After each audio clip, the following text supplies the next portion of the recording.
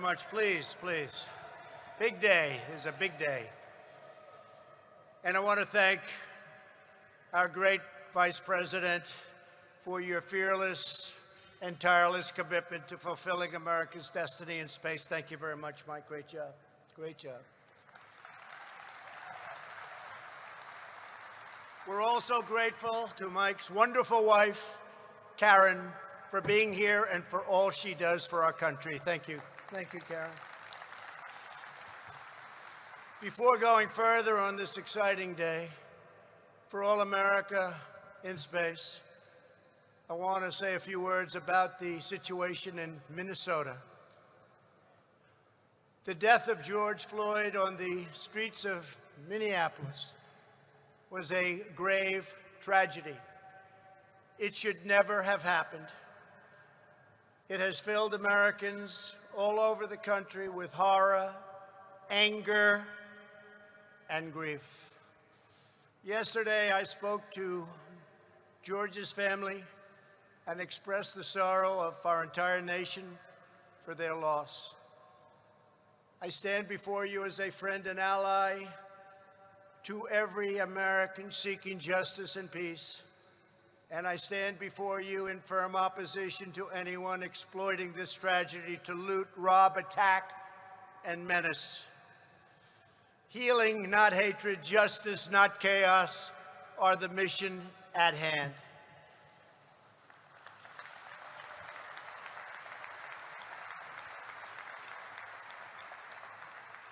The police officers involved in this incident have been fired from their jobs.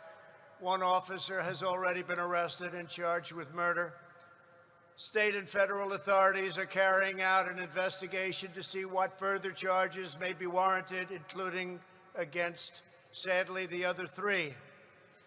In addition, my administration has opened a civil rights investigation, and I have asked the Attorney General and the Justice Department to expedite it. I understand the pain that people are feeling. We support the right of peaceful protesters, and we hear their pleas. But what we are now seeing on the streets of our cities has nothing to do with justice or with peace. The memory of George Floyd is being dishonored by rioters, looters, and anarchists. The violence and vandalism is being led by Antifa and other radical left-wing groups who are terrorizing the innocent, destroying jobs, hurting businesses, and burning down buildings. The main victims of this horrible, horrible situations are the citizens who live in these once lovely communities. The mobs are devastating the life's work of good people and destroying their dreams. Right now, America needs creation, not destruction. Cooperation, not contempt. Security, not anarchy, and there will be no anarchy. Civilization must be cherished, defended, and protected. The voices of law-abiding citizens must be heard, and heard very loudly. We cannot and must not allow a small group of criminals and vandals to wreck our cities and lay waste to our communities. We must defend the rights of every citizen to live without violence, prejudice, or fear. We support the overwhelming majority of police officers who are incredible in every way and devoted public servants. They keep our cities safe, protect our communities from gangs and drugs, and risk their own lives for us every day. No one is more upset than fellow law enforcement officers by the small handful who fail to abide by their oath to serve and protect. My administration will stop mob violence, and we'll stop it cold. It does not serve the interest of justice or any citizen of any race, color, or creed for the government to give into anarchy, abandon police precincts, or allow communities to be burned to the ground. Won't happen. Those making excuses or justifications for violence are not helping the downtrodden, but delivering new anguish and new pain. From day one of my administration, we have made it a top priority to build up distressed communities and revitalize our crumbling inner cities. We fought hard with Senator Tim Scott and many others to create opportunity zones, helping to draw a surge of new investment to the places in our country that need it most. We must all work together as a society to expand opportunity and to create a future of greater dignity and promise for all of our people. We must forge a partnership with community leaders, local law enforcement, and the faith community to restore hope. Radical left criminals, thugs, and others, all throughout our country and throughout the world, will not be allowed to set communities ablaze. We won't let it happen. It harms those who have the least, and we will be protecting those who have the least. The leadership of the National Guard and the Department of Justice are now in close communication with state and city officials in Minnesota, and we're coordinating our efforts with local law enforcement all across our nation. In America, justice is never achieved at the hands of an angry mob. I will not allow angry mobs to dominate. Won't happen. It is essential that we protect the crown jewel of American democracy, the rule of law, and our independent system of justice. Every citizen in every community has the right to be safe in their workplace, safe in their homes, and safe in our city streets. This is the sacred right of all Americans that I am totally determined to defend and will defend. My administration will always stand against violence, mayhem, and disorder. We will stand with the family of George Floyd, with the peaceful protesters, and with every law-abiding citizen who wants decency, civility, safety, and security. We are working toward a more just society, but that means building up, not tearing down, joining hands, not hurling fists, standing in solidarity, not surrendering to hostility. Moments ago, as we witnessed the launch of two great American astronauts into space, we were filled with the sense of pride and unity that brings us together as Americans. That same spirit which powered our astronauts to the moon has also helped lift our country to ever greater heights of justice and opportunity throughout our history. So today, as we mark a renewed commitment to America's future in space, a tremendous commitment it is, let us also commit to a brighter future for all of our citizens right here on Earth. When Americans are united, there is nothing we cannot do. From day one of my administration, we put America first.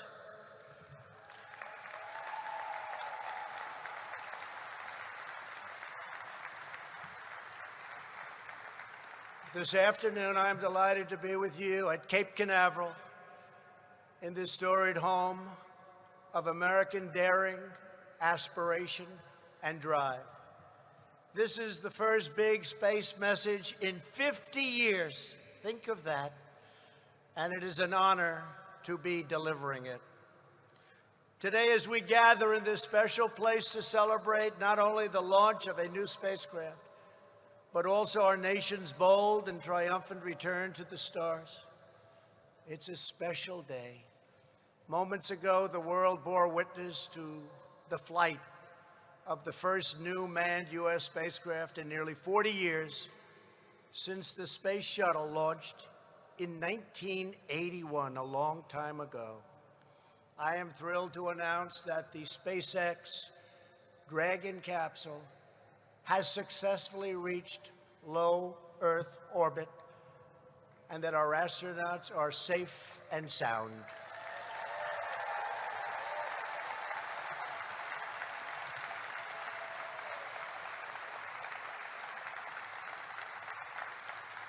With this launch, the decades of lost years and little action are officially over.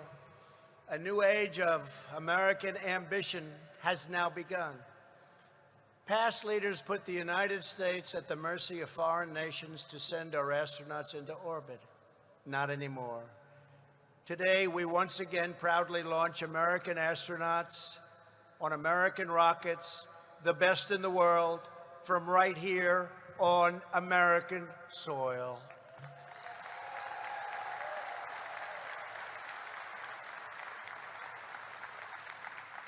Those of us who saw the spectacular and unforgettable liftoff this afternoon watched more than an act of history. We watched an act of heroism.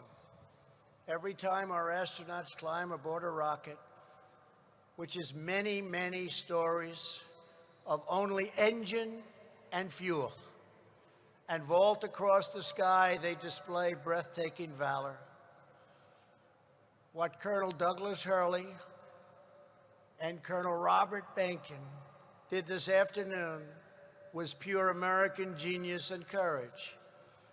They joined the ranks of just 7 prior American astronauts who have made the perilous maiden voyage to test a new class of spacecraft. The names of Hurley and Behnken will stand in the history books alongside those of legends like Alan Shepard, Gus Grissom, John Young. Now these brave and selfless astronauts will continue their mission to advance the cause of human knowledge as they proceed to the International Space Station before returning to Earth. We wish them Godspeed on their journey, and as one proud nation, we salute their fearless service. Thank you, thank you, thank you.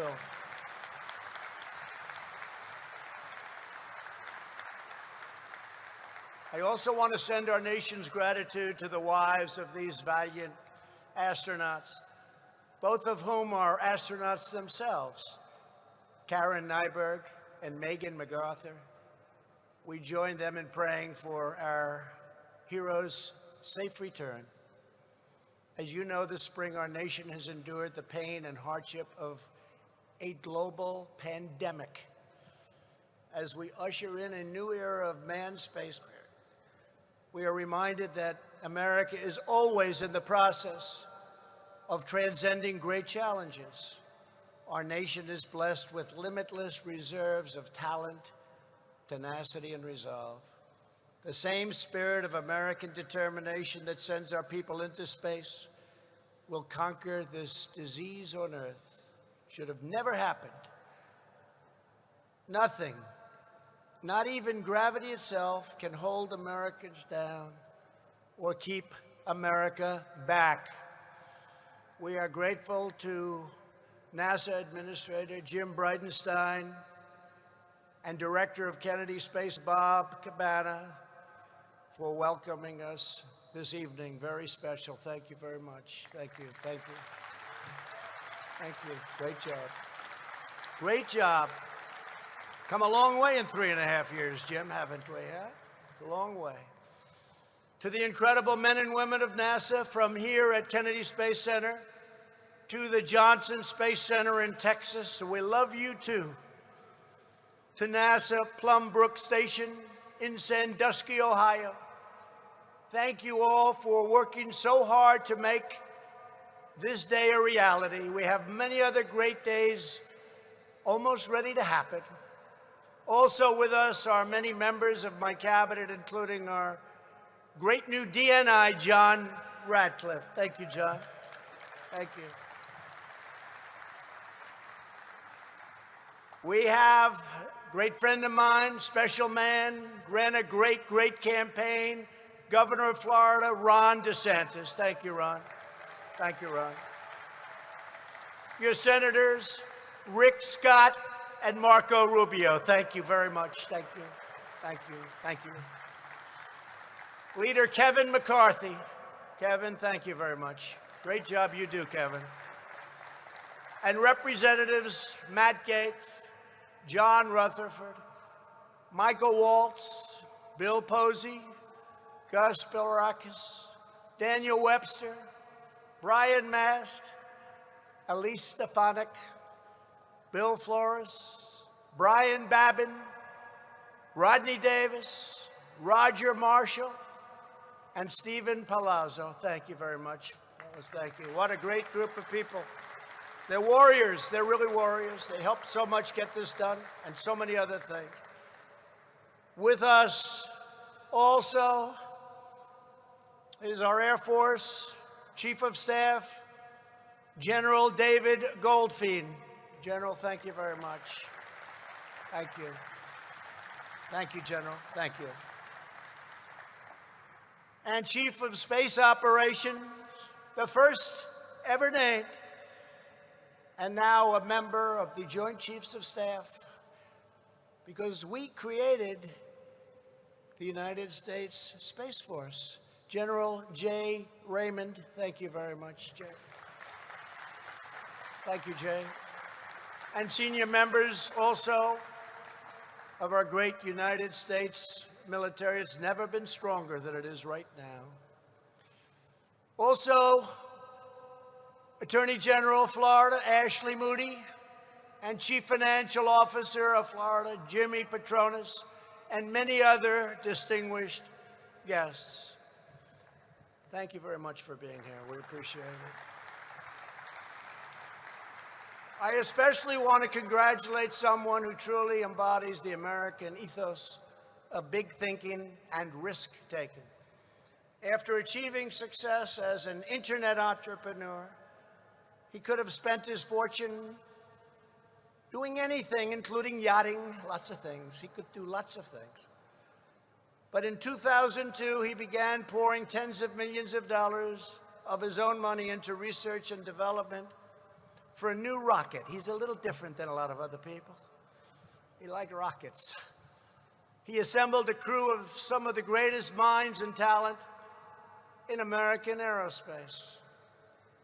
In the years since, SpaceX has become the first private company to develop and successfully launch its own rocket into orbit, the first to launch and recover its own capsule. And of course, moments ago, SpaceX became the first private company to put humans into orbit around the Earth. Elon Musk, congratulations. Congratulations, Elon.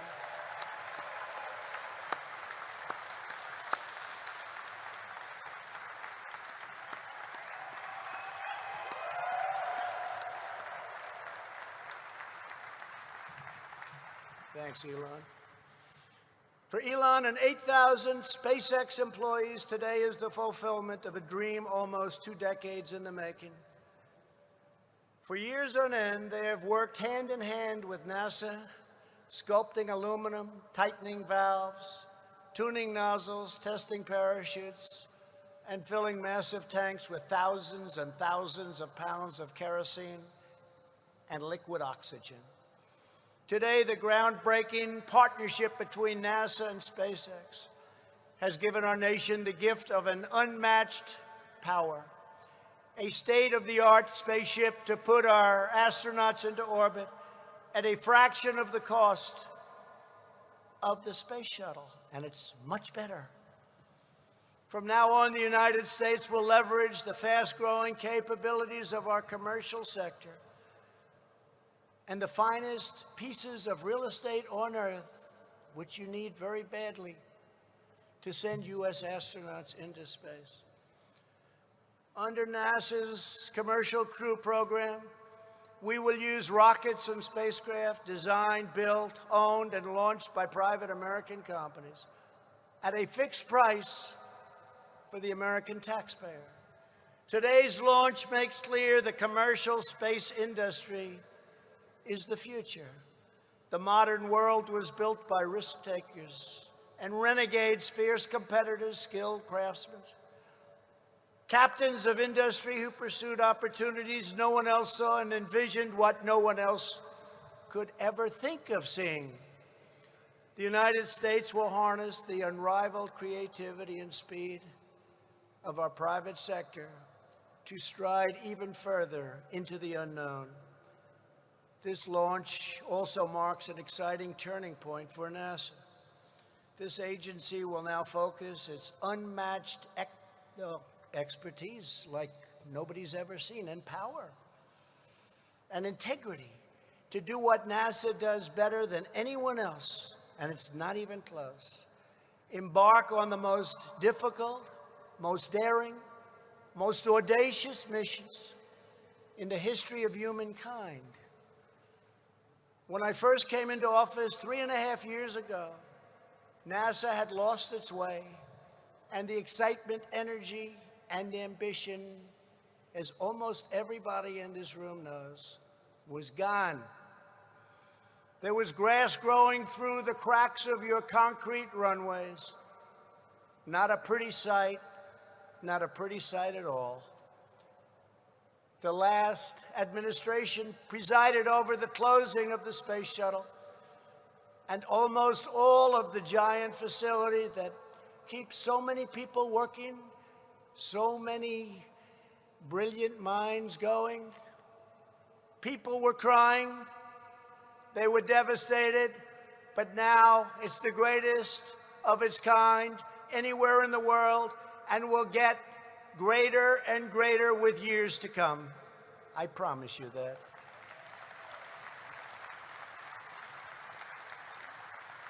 We have created the envy of the world and will soon be landing on Mars, and we'll soon have the greatest weapons ever imagined in history. I've already seen designs, and even I can't believe it. The United States has regained our place of prestige as the world leader.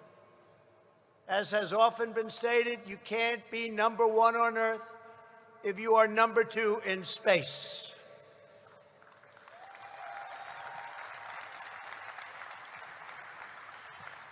And we are not going to be number two anywhere.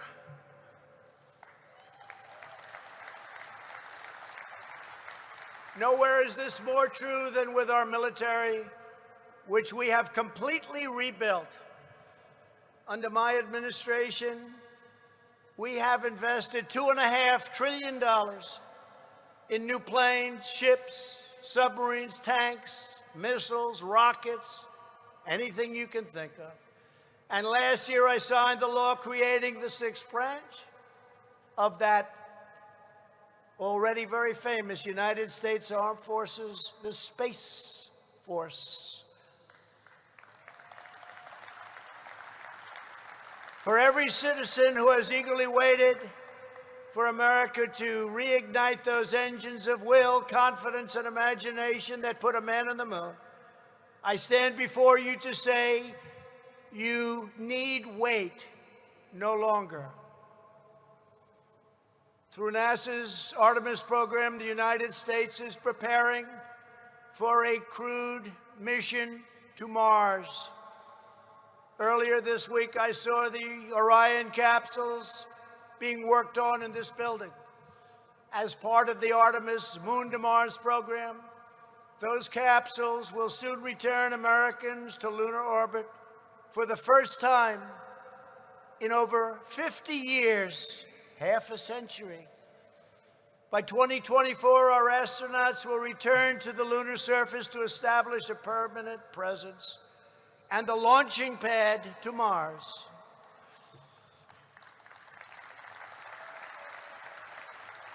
And the first woman on the moon will be an American woman, and the first nation to land on Mars will be the United States of America.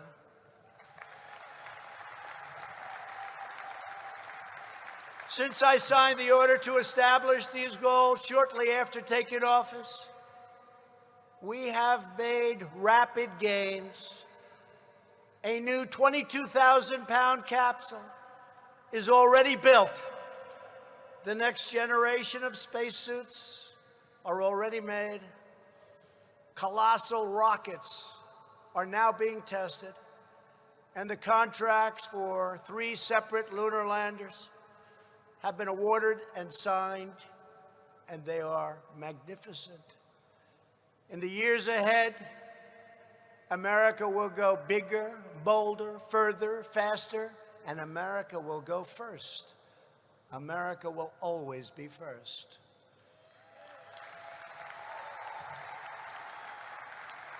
To be certain, we will meet the adversity and hardship along the way.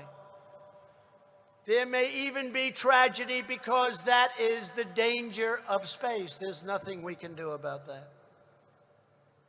The power that we're talking about is unrivaled. There's nothing we can do about problems, but we'll have very few of them.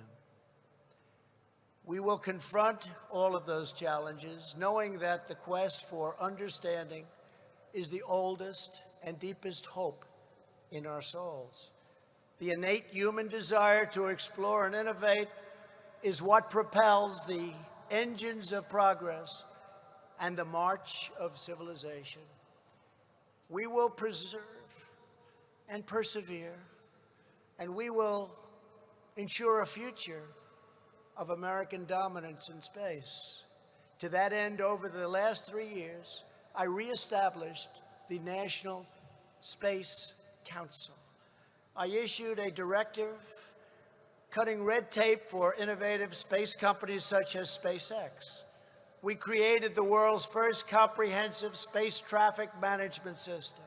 Last month, I signed an executive order establishing U.S. policy for the recovery and use of space resources and minerals. Administrator Bridenstine announced the Artemis Accords to govern the future of space exploration and development.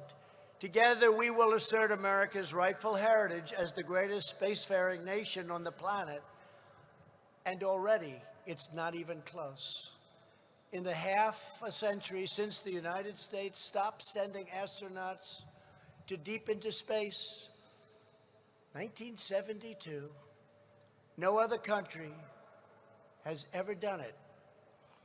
The reasons are simple: cost, technological complexity, and tremendous danger. For instance, I was told that the rocket you just witnessed had to be launched within 1 second, or it would be impossible for it to hit its target. And I was here 2 days ago, and I said to Jim, it's okay, why don't you wait 5 or 10 minutes? And he said, sir, we only have a window of 1 second. And I walked out of here shaking my head. Is that true, Jim? Yes, it's true. Space travel is not a feat of engineering alone. It's also a moral endeavor, a measure of a nation's vision, its willpower, its place in the world. Exploration is a test of our values and of our faith. America is a nation defined by its commitment to discovery, to solve mysteries, to chart the unknown, to press the limits, to achieve the fullest expression of life's potential, and to ensure that America is the nation that always leads the way, and especially in space. This evening, I am more confident than ever before that America stands poised to thrive in this grand undertaking. It's incredible. We are a nation of pioneers. We are the people who crossed the ocean, carved out a foothold on a vast continent, settled a great wilderness, and then set our eyes upon the stars. This is our history, and this is our destiny. Now, like our ancestors before us, we are venturing out to explore a new, magnificent frontier. It's called space.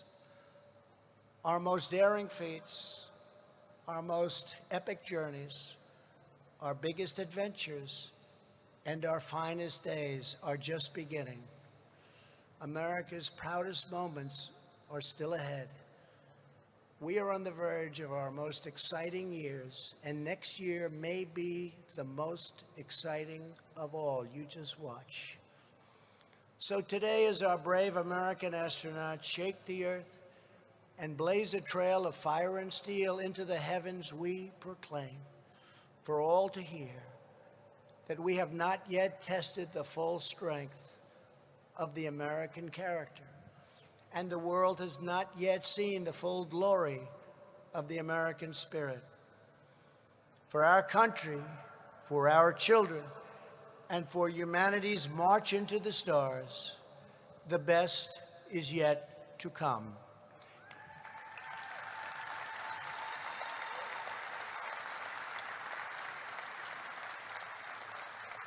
It was a great honor for me to deliver this speech. God bless our brave astronauts now soaring through the heavens. God bless the men and women of NASA. And God bless America. Thank you very much.